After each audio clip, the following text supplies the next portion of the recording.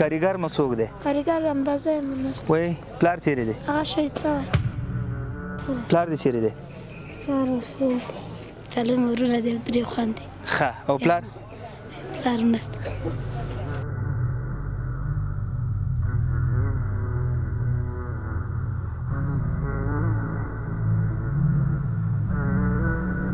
السلام علیکم ورحمت الله. دوستانو لله الحمد د کابل ولایت چهاراسیاب او موسوي ولسوالۍ طرف ته موږ راغلي یو. الحمدلله 3.5 فامیله دلته هم راوغوښتي دي چې هغه کې هم کونډې، یتیمان، معیوبین، معلولین، بې سرپرسته داسې خلک مو راوغوښتي دي.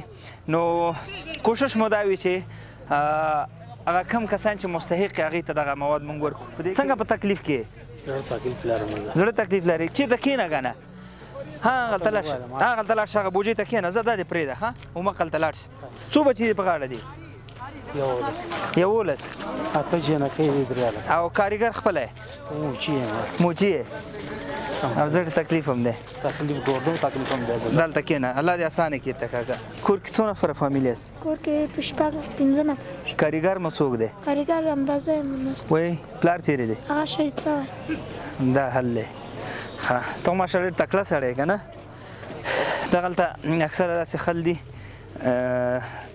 واړه واړه ماشومان یې ځان سره راوستي چې دا وړوکی ماشوم ولې راولي، وایي دا یتیم دی څوک نه لري. بچیه ستړی مه سې، ستړی مه شې. څنګه یې؟ څنګه یې؟ چا سره؟ چا سره ښه یې؟ ها؟ ځان سره ښه یې؟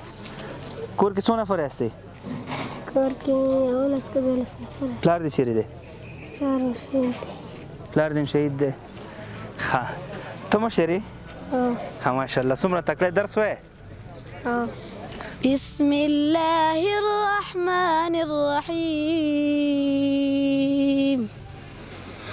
قل أعوذ برب الناس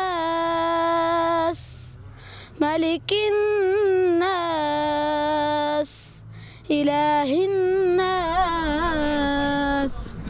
من شر الوسواس الخناس الذي يوسوس في صدور الناس من الجنة والناس.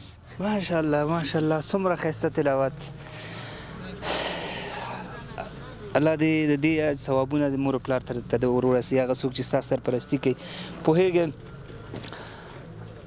څومره غټ اجر دی د داسې پرستي کې. د دی په سر د رحمت لاس راکاږل هغه د رسول الله صلی الله علیه وسلم حدیث مصداق دی که نه؟ زه او د یتیم کفالت کوونکی په جنت کې سره داسې. نو هغه خلک چې د دې کفالت کوي یا دی سره مرسته کوي واقعا بختور خلک دي. الله دې ستاسو په عمر کې برکت در واچوي او الله تعالی مو ښایسته ښایسته عالمان که. زه به درته دا واخله دا ستا شي بچې ښه، دا ستا شي، ځای ودرېږي ځای کې. دوستانو دا د ډېر شي لایق دی، ډېر شي مستحق دی، ځکه همدغه خل دی چې دین آینده کې به انشاءالله دین خادمان کوي، د دین ته به خدمت کوي او دا دین به انشاءالله د نړۍ ګوټ ګوټ ته رسوي باذن الله.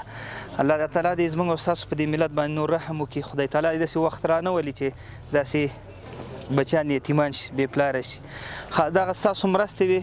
دغه زه چې اکثره وینم فکر کوم اکثره یتیمان دي که نه؟ اکثره یتیمان دي دغه طرف ته. او ما کې دا جرات شته نه چې دوی سره زه خبرې وکړم. نو که چېرته غواړې بیا هم موږ دغسې خلکو ته په دغه سختو شرایطو کې مرستې ورسو او اقلا 1-2 میاشتو لپاره یو څه وشي ورته، نو انشاءالله زموږ سره په دې کاروان کې یوځای شي. الله مو خوشحال لره.